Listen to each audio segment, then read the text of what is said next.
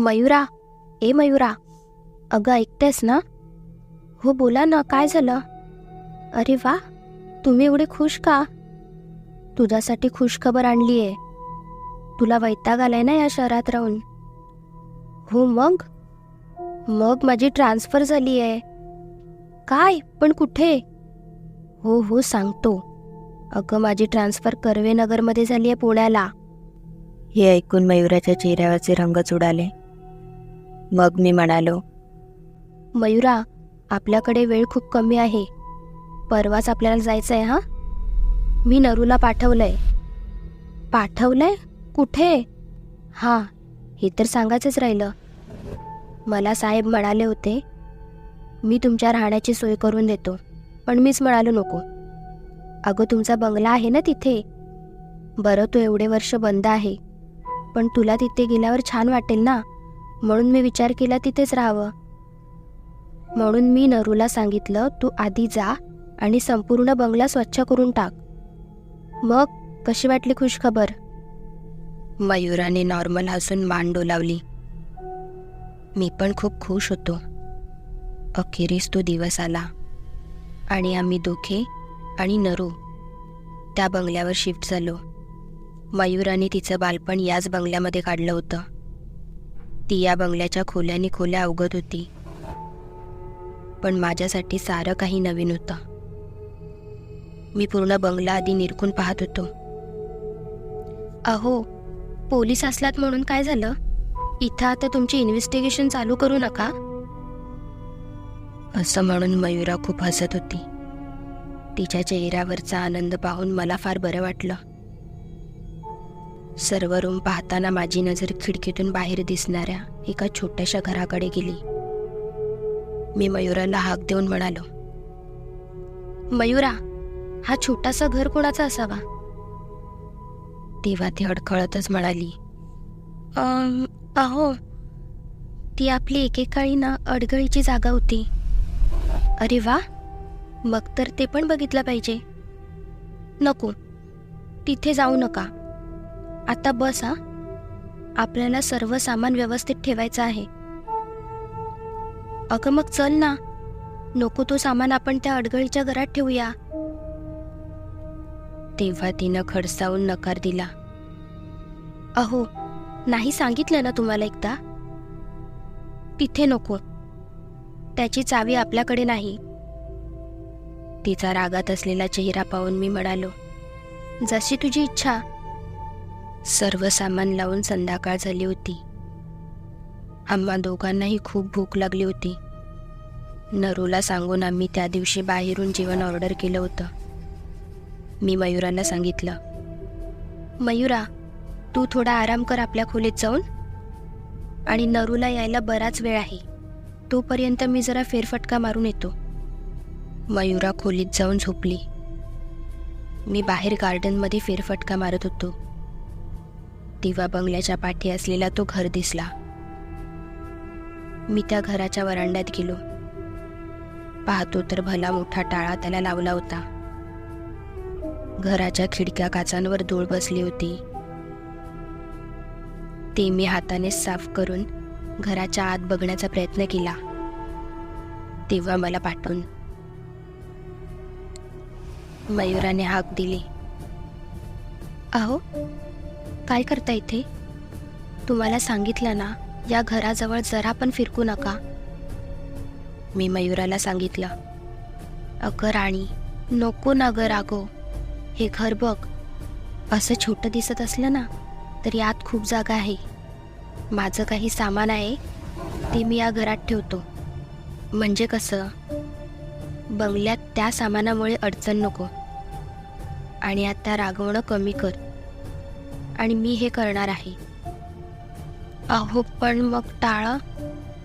टाळा ना, हे बघ, दगड. या दगडाने तोडतो. अहो, ऐका ना माझं, प्लीज.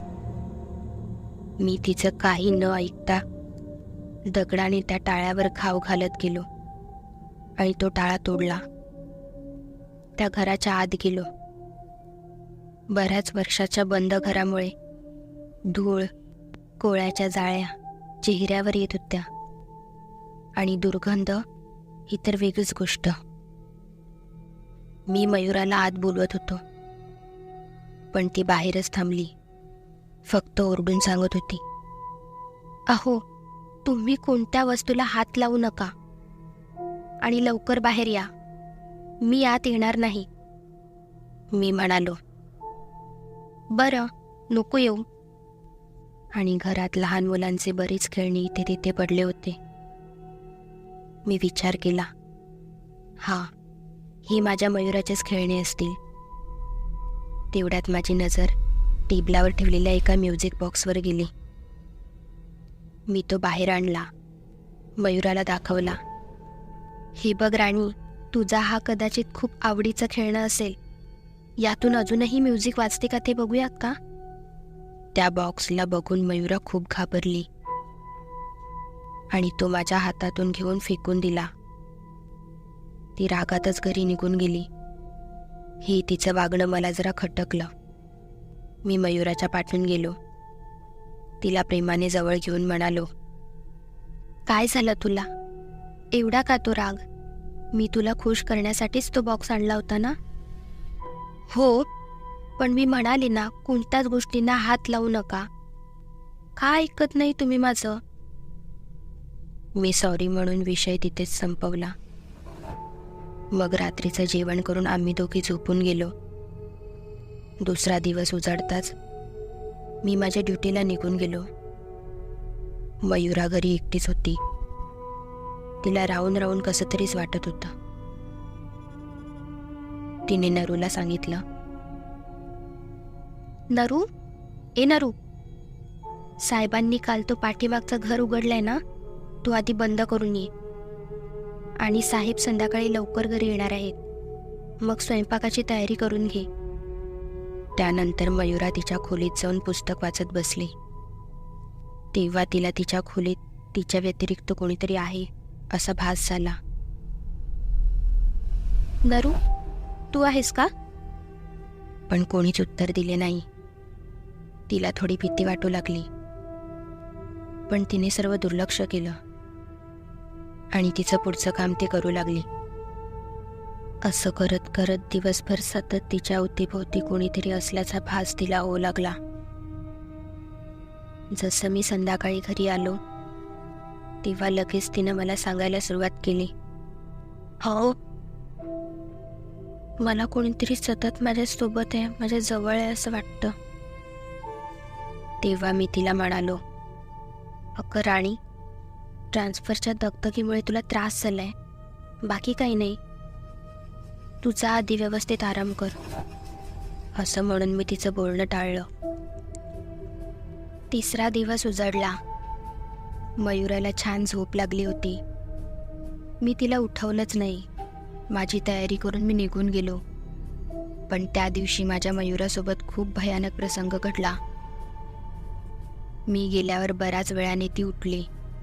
नरूला तिने विचारलं, नरू, साहेब कधी गेले कामावर?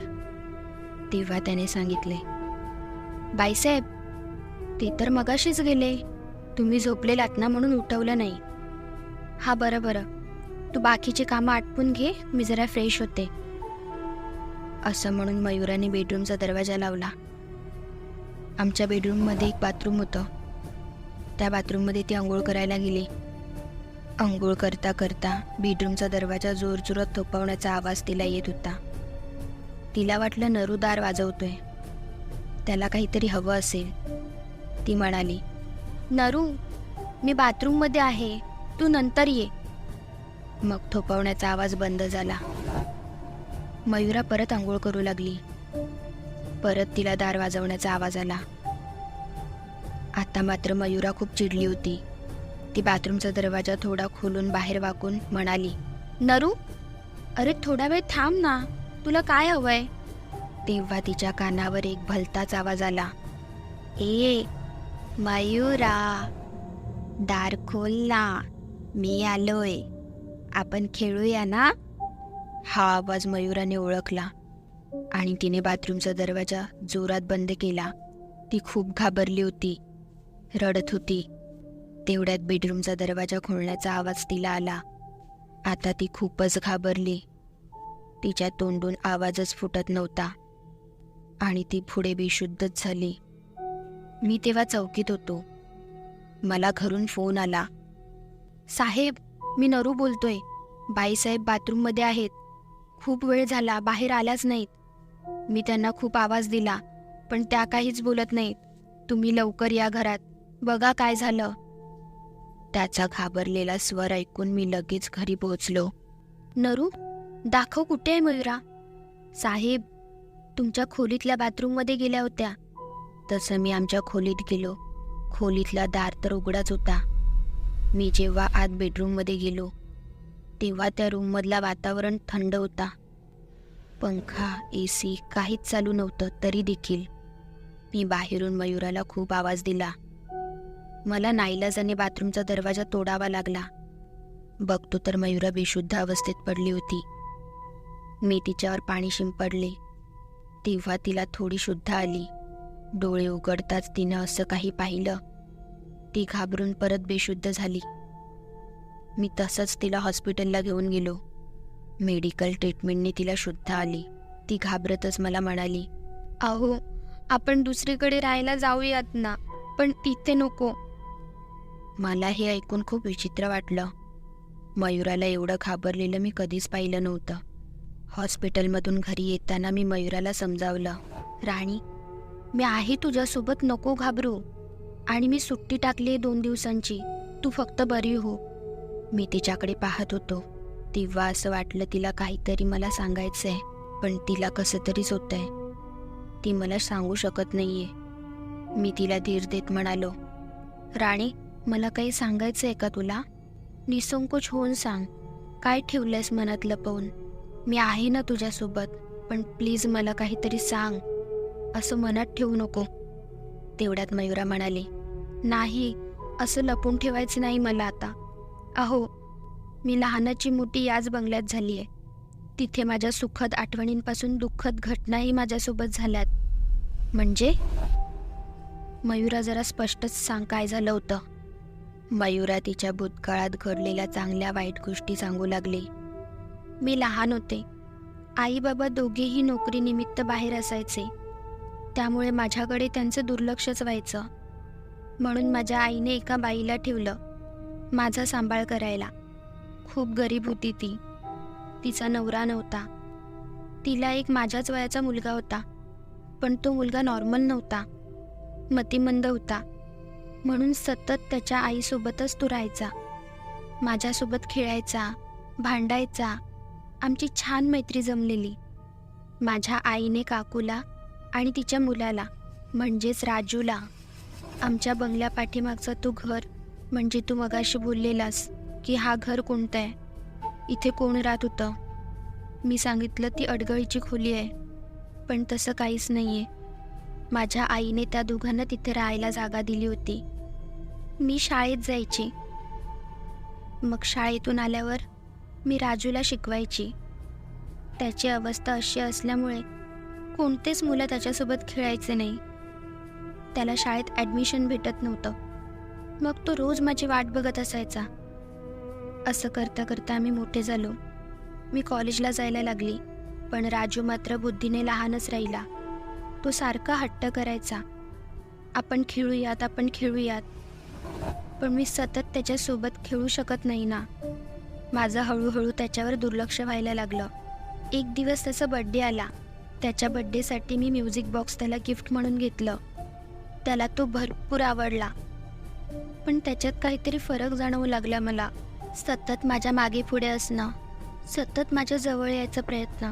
तो माझ्या प्रेमात पडला होता हे मला त्याच्या वागणुकीवरून समजलं. म्हणून मी त्याच्यापासून लांब राहायचं ठरवलं. पण एक दिवस मी एकटीच घरात होती. आई बाबा पण बाहेर गेले होते. मी माझ्या रूममध्ये स्टडी करत होती. अचानक राजू माझ्या रूममध्ये आला. हट्ट करू लागला, आपण खेळूयात ना. मी नकार दिला आणि तिथून बाहेरच येत होती. पण त्याला राग आला आणि त्याने माझ्यावर अतिप्रसंग करण्याचा प्रयत्न केला. मी किंचाळू लागली. माझ्या आवाजाने किचनमध्ये काम करणाऱ्या काकू धावत आल्या. बघतात तर राजू माझ्यावरती अतिप्रसंग करत होता. तेव्हा त्यांनी राजूला माझ्यापासून लांब करून खूप मारलं आणि मारत मारत घरी घेऊन गेल्या. जेव्हा आई बाबा घरी आले तेव्हा त्यांना मी सगळं काही सांगितलं. बाबांनी काकूला कामावरून काढलं, त्यांना घर खाली करायला सांगितलं. मग राजूला काकू खूप बडबडल्या, तुझ्यामुळे आपण आता रस्त्यावरती येणार. का असं केलंस तू? काय तुला कमी पडून देत होते मी? त्यांना रडताना पाहून राजूला खूप दुःख झालं. दुसऱ्या दिवशी काकू परत माफी मागायला आमच्या बंगल्यावर आल्या. त्याच दरम्यान राजूने त्याच्या घरी स्वतःला फास लावली. हे जेव्हा काकूंना समजलं तेव्हा रडता रडता त्यांचाही जीव जागीच गेला. काकू खूप मेहनती आणि खूप प्रामाणिक होत्या आणि त्यात एवढे वर्ष त्यांनी आमच्याकडे काम केलं होतं. हा धक्का पचवणं आता आम्हाला शक्य नव्हतं. तेव्हा आम्ही हा बंगला असाच बंद ठेवून दुसरीकडे राहायला गेलो. अहो, मला आज राजूचा आवाज ऐकू आला. मला सारखं असं वाटतंय तो परत आलाय. मला खूप भीती वाटते त्या बंगल्यात राहायला. आपण दुसरीकडे जाऊयात ना? हो राणी, जाऊ आपण. फक्त 2 दिवस दे. या 2 दिवसामध्ये मी शिफ्टिंग करतो दुसरीकडे आणि तू घाबरू नको. 2 दिवस मी तुझ्यासोबतच राहीन. मग तर झालं ना? हो चालेल, पण तरीही मला भीती वाटते हो. नको घाबरू, मी आहे ना तुझ्यासोबत. आणि आम्ही दोघे घरी पोहोचलो. जेवण वगैरे आटपून आम्ही आमच्या रूममध्ये झोपायला गेलो. आता मध्यरात्र झाली होती. मी गाढ झोपले होतो. अचानक मला रडायचा आवाज आला. उठून बघितलं तर मयुरा एका कोपऱ्यात बसून रडत होती. विचित्रच आवाजात बोलत होती, मला सोडून गेलीस ना? आता तू माझीच आहेस. मी तुला कुठे जाऊ देणार नाही. मी घाबरलो. तिच्या जवळ गेलो तर तिने मला धक्का दिला आणि तिथून पळून गेली. लगेचच मी तिच्या पाठून धावत गेलो तर ती त्या राजूच्या घरी गेली. आतून दार लावला. मी तो दार तोडायचा खूप प्रयत्न केला. वेड्यासारखा मयुराला खूप आवाज देत होतो, खूप रडत होतो, पण सारखं सारखं अयशस्वी ठरत होतो. नरूही माझ्यासोबत प्रयत्न करत होता. शेवटी मी हताश होऊन रडत रडत खिडकीजवळ जाऊन उभा राहिलो. मयुराला विनवण्या करत होतो, मयुरा प्लीज दरवाजा उघड, प्लीज उघड. असं काहीच करू नको ज्याने मला त्रास होईल. आपण जाऊयात ना दुसरीकडे राहायला, पण प्लीज असं काही करू नको. मी खिडकीची काच तोडली जेणेकरून मला आत जाता यावं, पण तिनं बघता बघता खिडकीची फुटलेली काच घेऊन माझ्या डोळ्यासमोर स्वतःची मान कापली. माझ्या मयुराचा माझ्या समोर मृत्यू, ती मृत्यूशी झुंज देत होती, पण मी काहीच करू शकलो नाही. अखेरीस दार आपोआप उघडला आणि मी आत गेलो. मयुराला जवळ घेऊन तिला उठवायचा प्रयत्न केला, पण वेळ निघून गेली होती. मयुरा आता हा जग सोडून गेली होती. काय माहित मेल्यानंतर माझ्या मयुरासोबत काय झालं, त्याचा मी विचारही करू. ही स्टोरी आवडल्यास चॅनलला लाईक करा, शेअर करा, सबस्क्राईब करा आणि बेल आयकॉन दाबायला अजिबात विसरू नका.